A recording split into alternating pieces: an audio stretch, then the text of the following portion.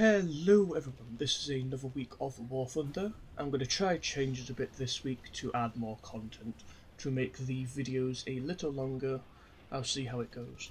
First up for news, we have the weekly fixed update. First, the ground changes, a lot of them very minor fixes. The two main changes being the ZSU 57-2 got its ammo belt updated, so now that a belt which was previously identical to a later belt is now different. The belt is identical to the later belt, besides lacking explosive filler, meaning that if you have the tank stock, then this will be a bit of a nerf to the grind, as it will take more to kill enemy tanks with that new armor-piercing belt, which you now have. The automatic also had similar changes where the tracer was removed from its rounds, or some of its rounds. If it's a nerf or buff depends on you, and if you prefer stealth belts or easier aiming with that tracer being a part of the belt. For air, there was also some nice changes. As usual, they are not too specific, so to how good or bad the changes are to vehicles' performance, it's a case of just test driving and see if you can notice a difference with it. There was also a change to how torpedoes work, but again it's another thing which has to be tested in battle. A general nerf to boats against larger calibers is pretty nice, meaning that the boats which do have larger calibers may be more useful now, as previously they were pretty underwhelming compared to just fast firing guns. On top of that, we had the Stalingrad event, which ended a few days ago, where you could get a T60 monument decal, as well as a decoration for a gun seen in Enlisted, a small event with some nice little rewards for anyone that completed them. To finish it off, I suppose I'll have a look at the suggestions passed to the devs, which is the monthly post that they do to kind of hint that they actually care about the forum posts people make for suggestions to add to the game. Aviation first, the US got the XB-42, Great Britain the M39B, Japan the S1A1, China the 28Y or YI, Italy the Caproni 316, France the MB480, Israel another Mosquito, and a Finnish IL-28 which presumably would be for Sweden.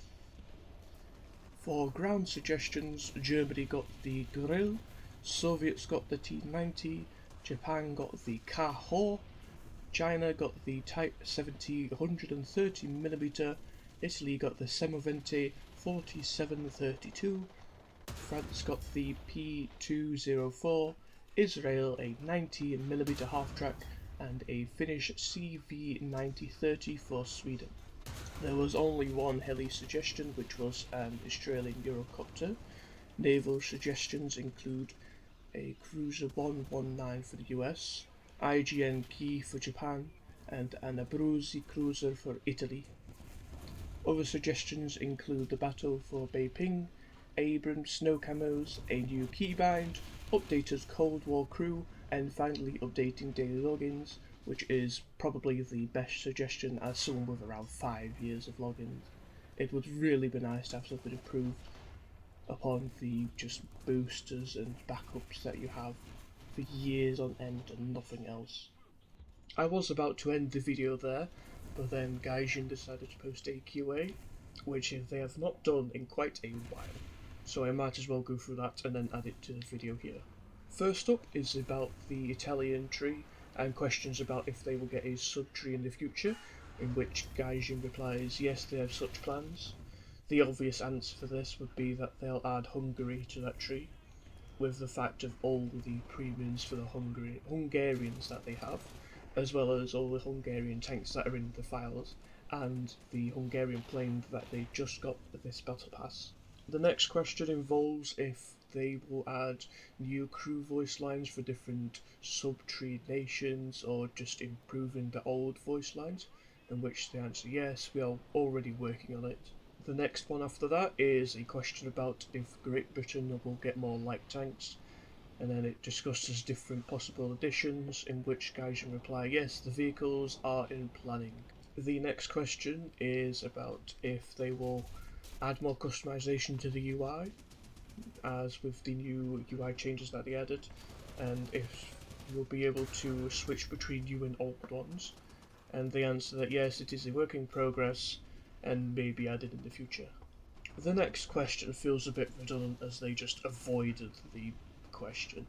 The question being if they will change the tier of tanks which have had battle rating changes quite a bit over time, such as the EBR 1954, which went from 4.7 to 6.3 but still remained at tier 3, making it one of the highest ranking tier 3 tanks out there.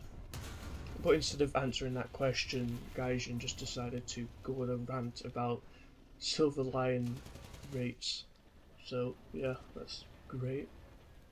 After that we have a section for aircraft questions. The first question being about if they will add ejection seats for more modern aircraft, related to the fact that planes for now just have a standard bailout. And the answer to this is that yes, they have plans for this and hope to add it in the future. The next question is about countermeasure systems and about combining them or different uses of them. It's a pretty long question, which I do not have too much knowledge on, as I'm not a big aircraft or jet user, so I don't know the ins and outs of different countermeasures. But it's a pretty interesting read if you want to look at it here. The next question is about the fact that Japan lacks modern ground strike jets and that they plan to add more in the future. The next question is about if they plan to add or re-add the lead marker for the aircraft which would have it, and the answer is probably at some point. They are just working on it and seeing how it will go. The next question is about if they would transfer all the top tier jet battles to a enduring confrontation size map, in which the answer is no, they do not plan to do something like that. The next question is about if they plan to update airfields and add different features to them, such as radars, jamming stations, etc., and the answer is probably yes. The next question is if they plan to add anti-radar missiles, and the answer being yes, just there is a lack of available information for them, but it's a possibility. And the final question for planes is about if they will do more physics for aircraft bombs, such as weight to armour penetration ratio, in which the answer is yes, kinetic damage is planned for aircraft bombs. Helicopters get a single question about if they would consider adding the AGM-114L for the helicopters that used it, and the answer being no because of how strong it would be. Naval has a few questions, the first one being about the French Navy, coastal and blue trees, and the answer being stay tuned to the news. So possibly we will see it in the next update or just at some point this year. After that we get a question relating to more camouflages for general destroyers and possibly other vessels, and the answer being yes, they have more plans for them in the future. The question after that being about if they plan to still work on both arcade and realistic modes for naval, the answer being yes, and after that a question about if they plan to add drone features to aircraft in naval that are catapult launched. And the final question for naval is if they plan to revisit the damage models of naval and how explosives work and fragmentation, and their answer being no, they see it working as intended. And the final question of the QA is about if they plan to split battle ratings for aircraft in air and ground, and the answer being that they have tried this before, but the battle ratings would stay the same based on the dependence of the modes, so there's not really any point for it to happen. Finally, that should be about it for this week. As in terms of news coming up, the Valentine's event that Gaijin usually do every year should be very soon, and it is very possible that we shall see dev blogs next week, so I shall see you there.